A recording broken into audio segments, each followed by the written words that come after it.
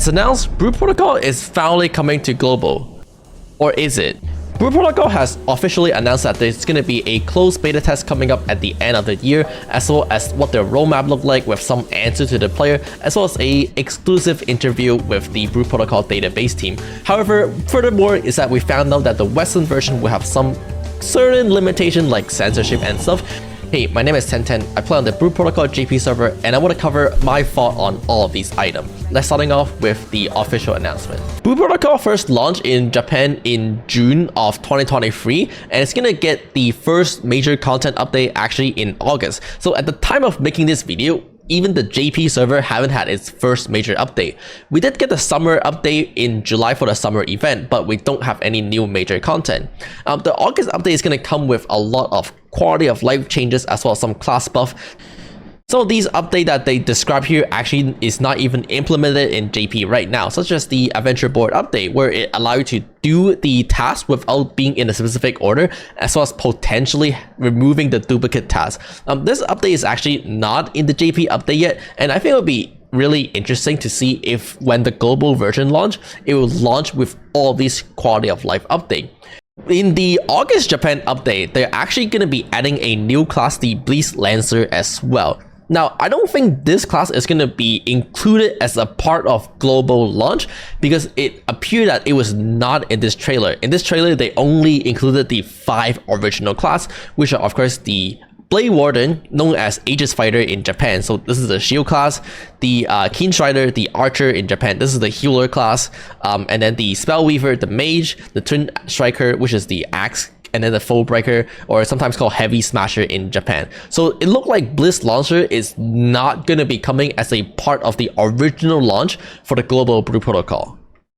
But the biggest part of all of these is probably the exclusive interview between the Brew Protocol database team as well as Amazon Game, where they asked a lot of meaningful, insightful questions, and Amazon were able to give us some detail that will specifically be made for the Western version. Of course, starting off, the biggest element is that censorship. It is confirmed effectively that the Western version of Brew Protocol will have certain element removed. The biggest one that people are of course talking about is the removal of the small body female model in Brew Protocol Global. Now, there might be other things that Brew Protocol Global is going to censor or remove as well, like certain costume that they deem too revealing or potentially doesn't compliance with certain legal requirement. Since right now, even on the JP server, there just isn't a lot of content, people are spending majority of their time just taking pretty pictures, sometimes lewd pictures that I can't really show you on YouTube. I can't really say if Amazon are choosing to do these stuff or if there are certain law and legal requirements that they have to compliance with in order to publish in certain country. Publishing across the globe has always been one of the biggest challenge for any game company out there to publish their game, since they have to compliance with the local government law in order to publish their game there. In America, there's different law than Europe, and there's different law than whatever country, Netherlands, whatever. Each country have their own legal requirement as well as stuff like age rating that they have to compliance with. It is possible that they also describe here that in order to make Brew Protocol a T rating game, they have to remove some of these certain elements. So I'll give them some benefit of the doubt there, but it is true that certain stuff will not be present in our version. But of course, the second version asked by the Brew Protocol database is that is there a particular reason why the global version is so behind compared to the other country? Potentially maybe because of the legal requirements, since we are dealing with more country in the global version in comparison to Taiwan or Korea just have to deal with their own respective country. And of course, Amazon also commented that they want Brew Protocol to be integrated with the Amazon ecosystem, which means they might be adding stuff like Twitch Drop, which is of course not present in the JP version, as well as a anti-cheat. If you're not familiar with the JP Brew Protocol version right now, cheating is a massive problem. I previously have published a video about this. If you take a close look, you'll see that mobs are instantly dying before I have a chance to hit it. This is due to because hackers just go around the map and killing everything, making the game unplayable for everyone else. And Amazon has responded to that by saying that they take security very seriously, so hopefully the Western version will come with a proper anti-cheat. But of course, they also have mentioned that localization with the support for multiple different languages such as Portuguese, Spanish, German, and French is also contributing to the massive delay that the global version is experiencing right now. The next question deals with the fact that if Amazon is also going to publish the Southeast Asia version as well, in which they didn't really answer or just left with a we don't really know if we can. It is, in my personal opinion though, extremely unlikely that Amazon is going to get the Southeast Asia version out, since, well, in the case of Lost Ark, Amazon just couldn't really do it in Southeast Asia, and since it is worked by a company basis, I think it is extremely likely that Amazon have publishing right in Southeast Asia, although I might be bullshitting. But on top of the fact that there's already the Taiwan region confirmed to be published by a different publisher, which is more or less the Southeast Asia version of Boot Protocol.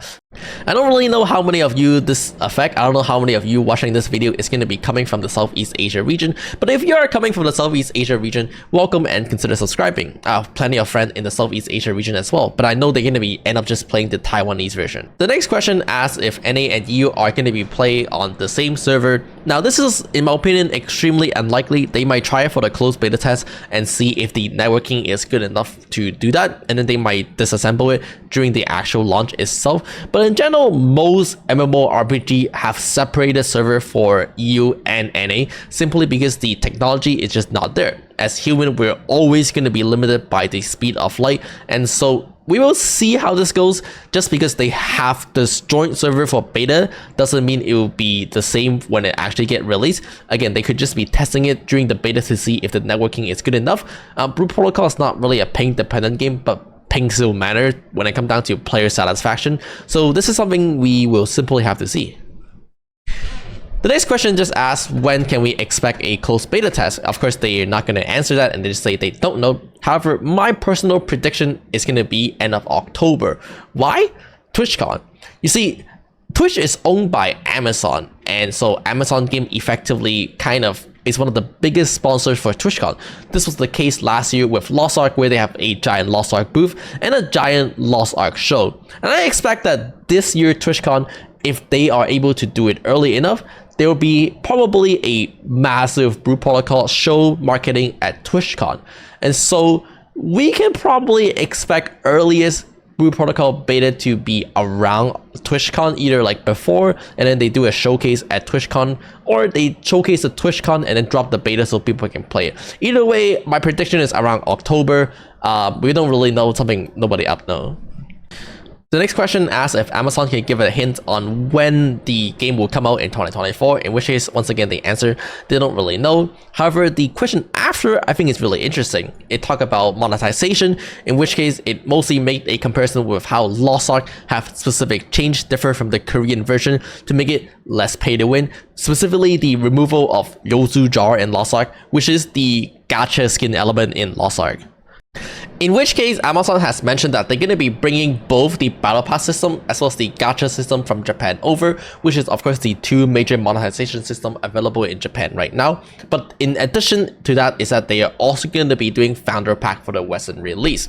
Now, Founder Pack wasn't a thing for the JP release as far as I know, so Amazon is going to be specifically adding that in, which is basically a pack that you can buy at the beginning of the game and only at the beginning of the game, and it might contain some exclusive item that you can only get during that period, like founder skins, which again they might be specifically making for the Western version, something we have to see. One of the second biggest point that Amazon have also addressed though is the gacha payday system. During the initial launch of Blue Protocol JP, the gacha did not have a payday system, and it came with extremely low rate. Eventually, people complained so much that the JP Blue Protocol version have increased the rate across the board and added a payday system. Even with the payday system in Japan though, you're still not guaranteed the item you want. After 110 pull in Japan, you guarantee a S rank item, but not necessarily the one you want. There's no like 50-50, there's no like selector. You just get a random S rank item, and it just could be the one you don't give a shit about. It'll be interesting to see if Amazon is going to change that and add some kind of 50-50 to a gacha, which is pretty common nowadays in all the gacha game, or just add a gacha selector where you are able to select which specific S rank item you want in comparison to the Japan version. In addition to all of those, it looked like Amazon is also going to be keeping the BPP system. The BPP system basically lets you dismantle stuff you get from gacha that you don't want into a secondary currency called BPP, in which case you can spend in the BPP shop to buy specific cosmetic and other stuff like that. So it's just like a loser shop. It's a loser shop, okay? The biggest comment between all of these is Amazon have mentioned that our core value are that we want the monetization system to be fun and fair, meaning that if you want to look a certain way by purchasing cosmetic, you totally can. And I don't know if this means that they are going to add specific item to the guarantee pity. Again, as I mentioned, the pity in Japan right now is not specific, which means it is only guaranteed for a S rank item, not a specific S rank item if you're looking for a specific color or model or something like that. Amazon has also commented that there are some convenient items still in the gacha system or in the pay to win shop. It's really hard to draw the line of what's fair and what's not, but they're trying to keep it as fair as possible. Now, if you're wondering what's coming out of the JP Brew Protocol Pay to Win shop, I do have a separate video covering that. However, the short version is that it really ranged from stuff like EXP multiplier to bigger stuff like plug-in chips reroller. The current only way to reroll plug-in chips in JP is by removing the plugin using a plugin removal ticket, farm for a new plugin, and then put it in again and hope you get a better stat. However, coming out from like the gacha shop could be a tickets that just straight up allow you to reroll the plugin directly. So you spend a ticket and you just reroll the plugin, hope for a higher stat. Personally, I consider most of these stuff to actually be pay to win, like great success chance multiplier ticket that allow you to have a higher chance of getting a great success compared to someone else who don't. And we'll see how Amazon handle them, if they remove them from either the battle pass or the gacha, or if they decide to keep it and just say, hey, these are a convenient item and we don't really consider them pay to win, even though in my personal opinion they clearly are pay to win.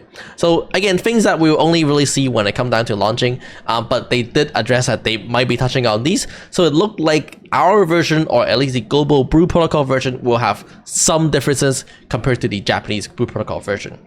And that's pretty much it for the interview, and so that's pretty much all I want to cover about the Amazon global version as well as the JP version.